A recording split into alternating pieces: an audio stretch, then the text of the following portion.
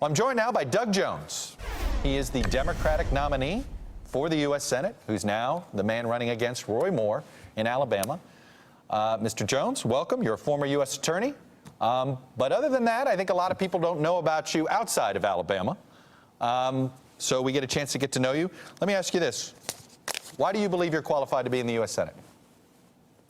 Well, first of all, Chuck, thanks for having me on today. It's been a big victory for us over the course of the last few months, and we're looking forward to this vigorous debate. You know, look, I've had a history of working with people, whether it was as the U.S. attorney who worked to put together a task force to investigate the Eric Rudolph case for the clinic bombing in Birmingham, whether it was going back in 1963 church bombing case and prosecuting the old Klansmen.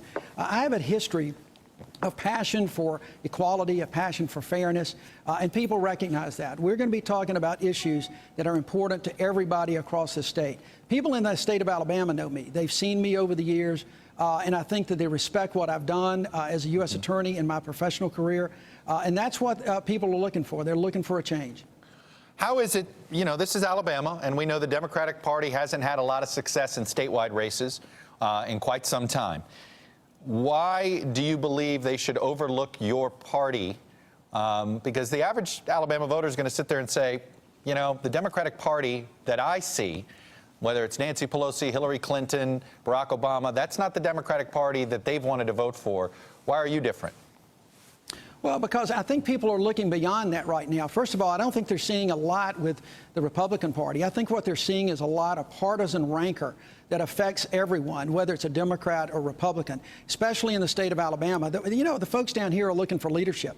They want somebody who can reach across the aisle and talk to people. You don't really see that out of Washington from either Republicans or Democrats.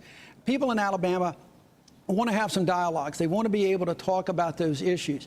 That's what we've been talking about since I first announced my candidacy. That's what we're going to continue to talk about, and I think that's what people are most interested in. And I think, you know, Chuck, the health care debate, I think has really gotten people focused on issues rather than partisanship. They've been looking beyond the party because they don't understand what's going on, and they've been looking at the issues for themselves. Well, let's go through some of the issues that both have been coming up in the U.S. Senate now and issues you may be facing if you're elected. Let's start with health care. Senator Bernie Sanders came out with a single-payer Medicare for All proposal, was looking for some co-signers. About 15 Democrats in the Senate caucus did that. Would you have been one of those 15? Would you sign on to that? No, I don't think I'm not there on universal health care like that or Medicare for all. I do favor a public option for health care, but I need to look at those numbers. You know, that's going to be an expensive proposition, but that is one of a number of issues that need to be on the table.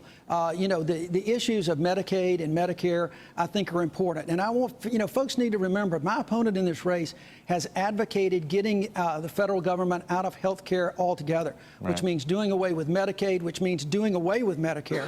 I want to make sure that we shore up our health care system. And I'm going to be looking at all the options, but I'm just not there on universal Medicare. Let me ask you about working with President Trump today. A Democratic Senator, Joe Donnelly, traveled with the president, is keeping an open mind on the president's tax cut proposal. Where are you on what you've seen from the president?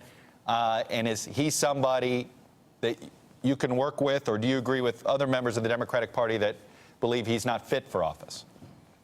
Well, no, I'm the kind of person that can work with anybody. I think that that's going to be the hallmark of what I bring to this table, as opposed to someone else who has his own personal agenda, no matter what that might be.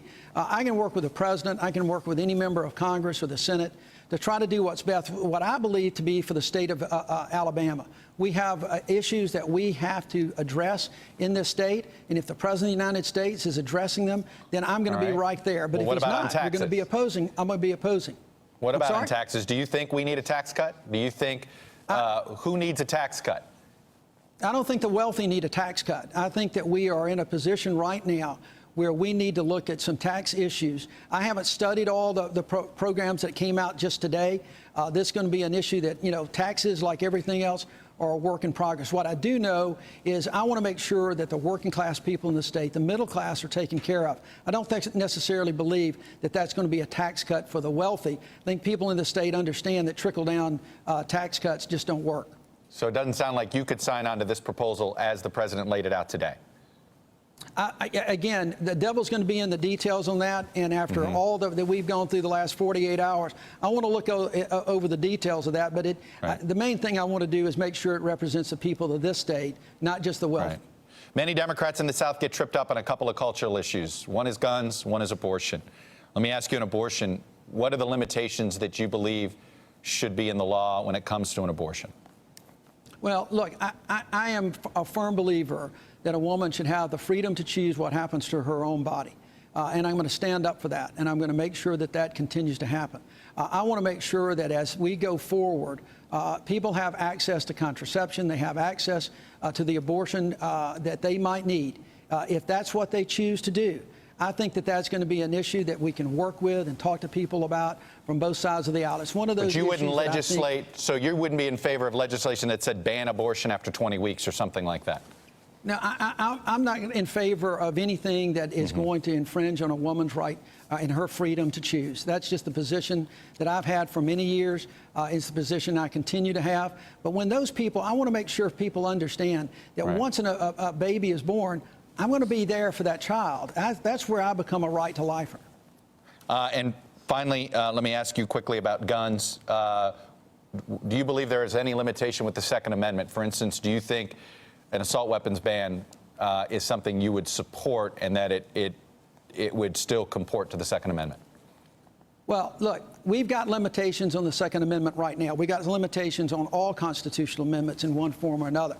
I want to enforce the laws that we have right now. The biggest issue I think that's facing the Second Amendment right now is that we need to make sure we shore up the National Crime Information System, the NICS system, for background checks to both keep guns out of the hands of criminals, but at the same time cut down on error so that law-abiding citizens can get those. I'm a Second Amendment guy. I love to hunt. I've got a gun case full of guns, but I also want to make sure we're smart and we're solid on those issues. Finally, would you have voted to confirm Jeff Sessions as Attorney General? I doubt that I would have voted to confirm Jeff Sessions. He was, I've known Jeff for a long time, but what I've seen, what I feared is exactly what I've seen, is that he's trying to roll back civil rights, access to the ballot box. Those are issues that are especially important to me. So at the end of the day, I do not believe that I would have voted to confirm him. All right, Doug Jones, I'm going to leave it there. Hope to catch up with you more on the campaign trail. You got a fairly long time for a general election there, a couple of months. I have a feeling we're going to be watching quite a bit. Yeah, thanks for having me, Chuck. You got it. I appreciate you coming on and sharing your views, sir. Yes, sir. Hey there, I'm Chris Hayes from MSNBC. Thanks for watching MSNBC on YouTube. If you want to keep up to date with the videos we're putting out, you can click subscribe just below me or click over on this list to see lots of other great videos.